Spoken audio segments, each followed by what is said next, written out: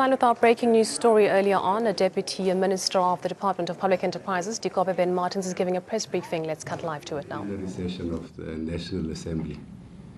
And on my way there, I was informed about the statement made by Ms. Suzanne Daniels to the hearing on issues related to ESCOM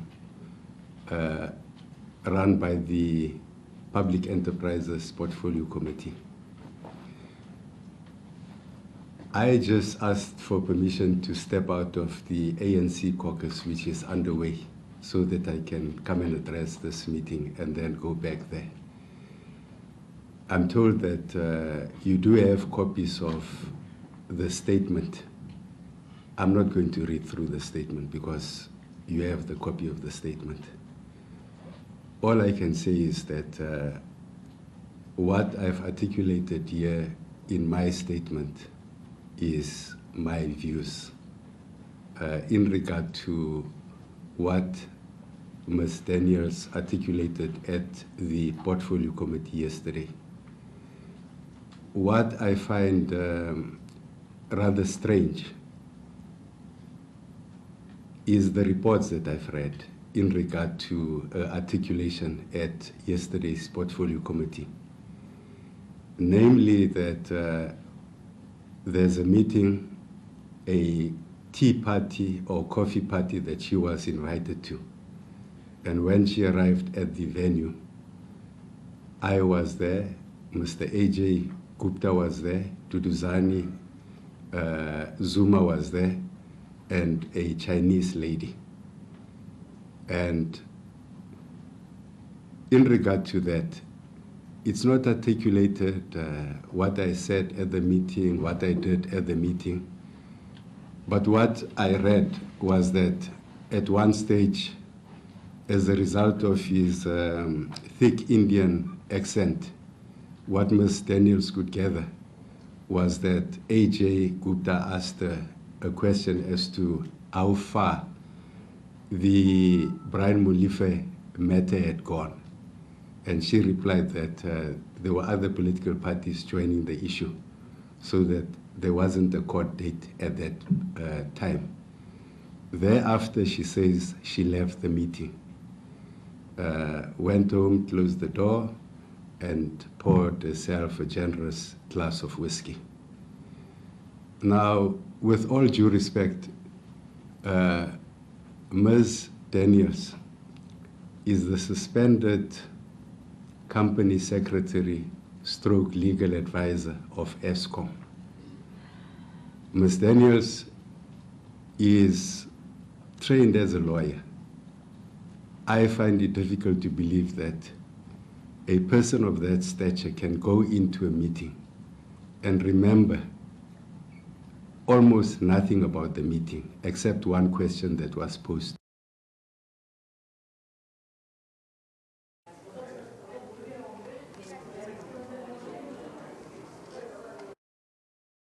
So that's the reason. We do apologize. We've lost the feed there with the Deputy Minister of Public Enterprises, Dikobe Ben Martins, is giving his response to Ms. Daniels' testimony that she was giving during the Parliament's portfolio inquiry into ESCOM yesterday. We will go back to the feed as soon as we have it reconnected.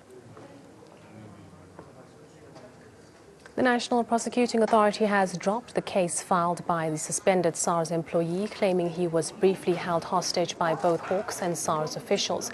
The incident that occurred last year saw a phone-recorded video of that apparent event being leaked to the media, upon which Symington based his allegations of being detained unduly as the Hawks and SARS personnel demanded some document that he had. A year later, the NPA has now confirmed they are canning investigations into this case after realizing Symington's inconsistency in statements made about events that unfolded in the SARS office in 2016. This is how Acting Director of Public Prosecution for Gauteng explains why the Symington case has been dropped. After reviewing the evidence, there was not a reasonable prospect for a prosecution. There are a number of material contradictions in the version of Mr. Symington that renders the prospects of a successful prosecution remote. Let's take a look at the disparities which the NPA discovered in Symington's statements about the alleged kidnapping incident. The first recount of events, Symington said that Thabo Titi, bodyguard of SARS Commissioner Tom Moyane, demanded the document from him. Symington later said the Hawks had demanded it. On the second recount of events, Symington said the document was an affidavit. Meanwhile, NPA believed the document to be a letter.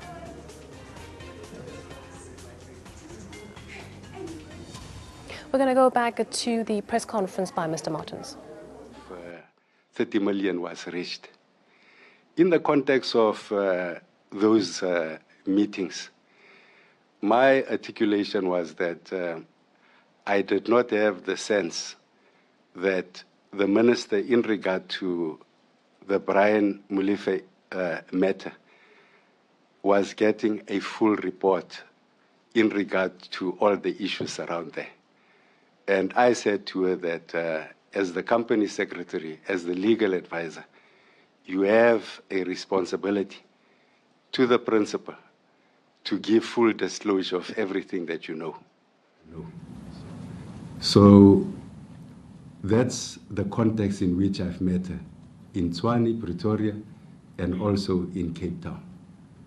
So the meeting, the alleged phantom coffee tea party meeting that was spoken about yesterday, I have not been party to such a meeting. That's all I can say, ladies and gentlemen. That opens the floor. And I just want to say, in terms of time and also the fairness to the media, I will allow only every person one question and not a follow-up. This is a double-barrel question. Make it one. It's a double-barrel question with a comma in between. So the first half of this question then is, are you then calling Ms. Daniels a liar? And the second question is then, where were you on the 29th of July 2017, if not at this, quote, phantom coffee tea meeting? Okay, the next one. Mariam. And Annika.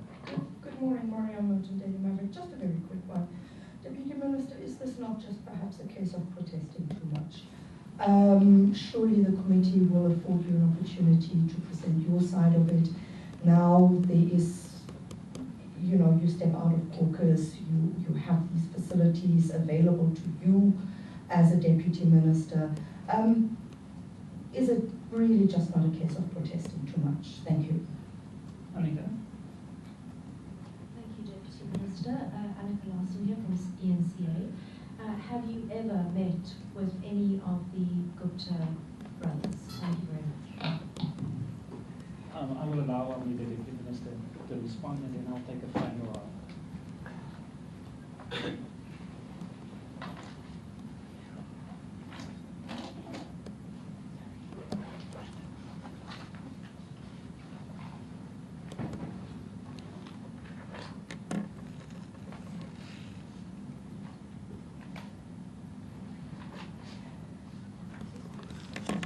In regard to the first question, she's a liar. The second half of your question, I would have to check my diary where I was on the whatever date it was articulated in July. As I said, I've not checked my diary. I've not asked any staff where I was on that day. As I said, I've only interacted with these allegations late last night when I came out of Parliament. It's correct. I'm hoping that I will also be given a chance to appear in front of the Portfolio Committee's hearings. Then one would be able to answer questions posed there. In regard to if I met the Gupta brothers, I have met the Gupta brothers.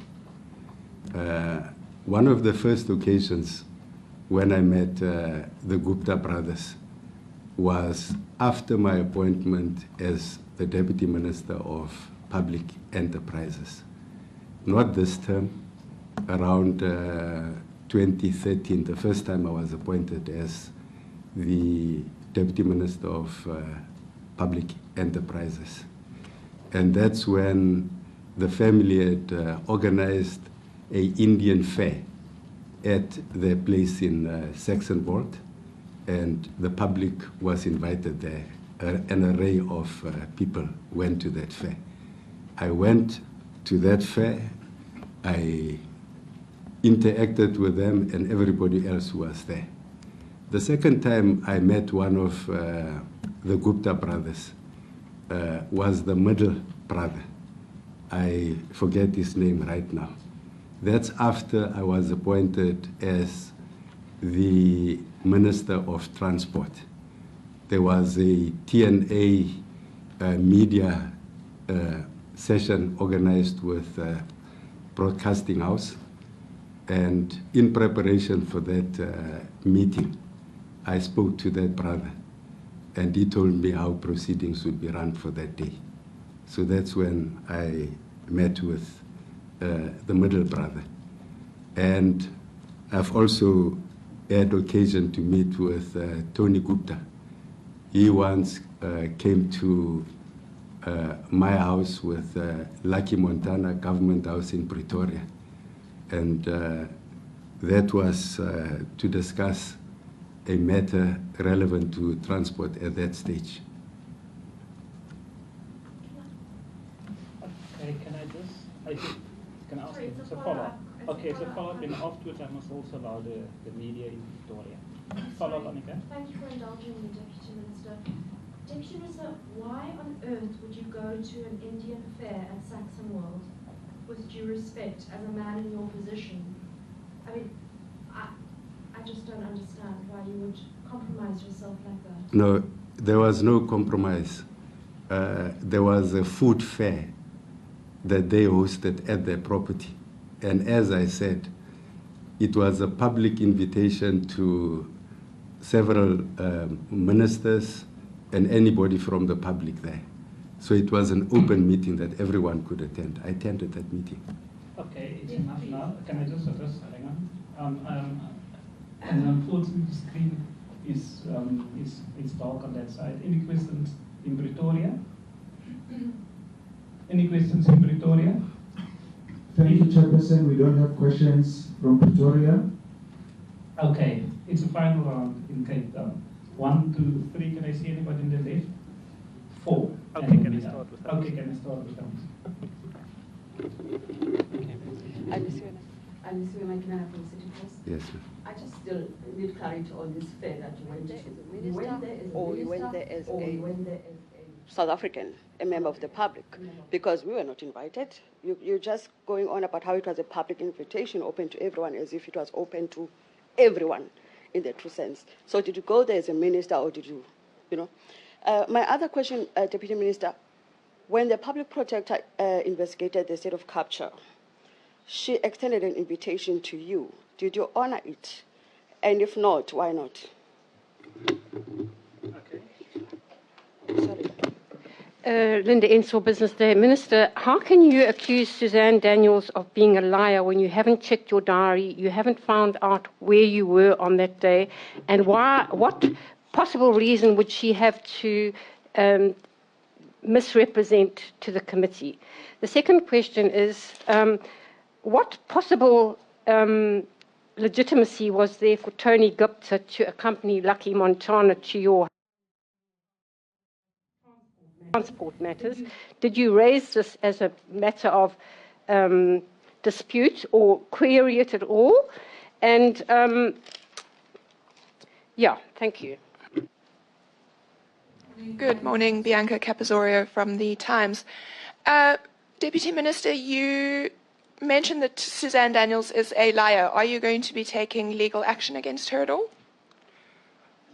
At the back? I will take the... Nasi Pisame from ANN7. Minister, I just want to find out, why do you think Ms. Daniels is implicating you in any wrongdoing? And have you rather informed the committee about the rejection of the allegations that she has put against you? Okay, Deputy Minister. Thank you very much. In regard to why I think she would implicate me in this matter, what's this? Excuse me, Linda. I would be pleased to allow the Deputy Minister to respond. The only issue that I can think as to why she would seek to put me into a meeting where I was not goes back to my interaction with her in regard to the Brian Molefe matter. My questions that I posed to her in regard to her responsibilities as the company secretary, as the legal advisor of ESCOM. Subsequent to that, she was suspended. Presently, she is the suspended company secretary of ESCOM. I had no role in her suspension. I don't have the power to suspend her. So that's a board decision that was taken. So that's the only issue that I can surmise in regard to that. The issue of the food fair, my recollection was that that was a public thing to which anybody and everybody was invited. That's the view that I recall. I went there in my personal capacity. It was not an official meeting where it was said that ministers are invited, this is where you sit or what have you. It was just a fair where the people were cooking and showing the different foodstuffs.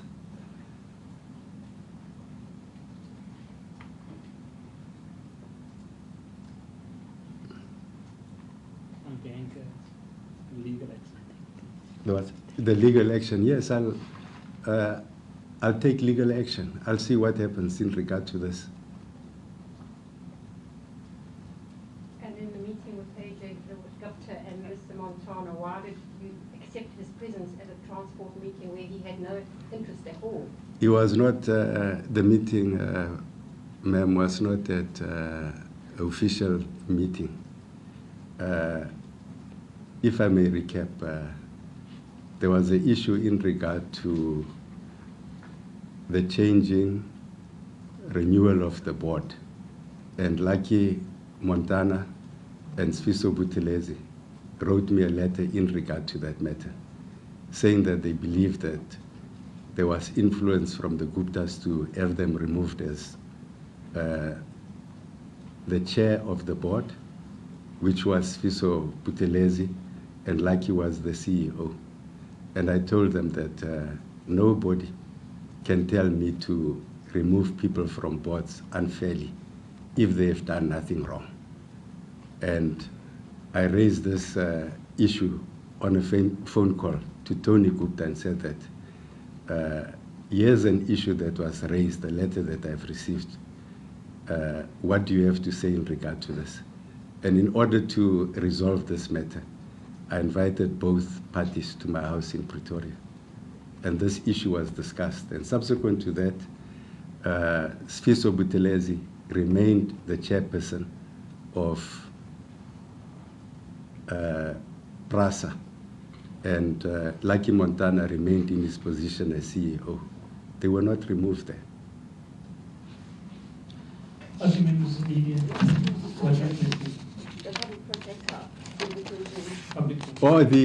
My apologies, ma'am. The questions, I received the letter from the public protector and I answered all those questions and sent her the statement. Did they invite you for an interview? No, she didn't invite me. They just sent me a set of questions and I responded to the questions. Okay. That's the end of the briefing. Thank you. Thank you, Deputy Minister.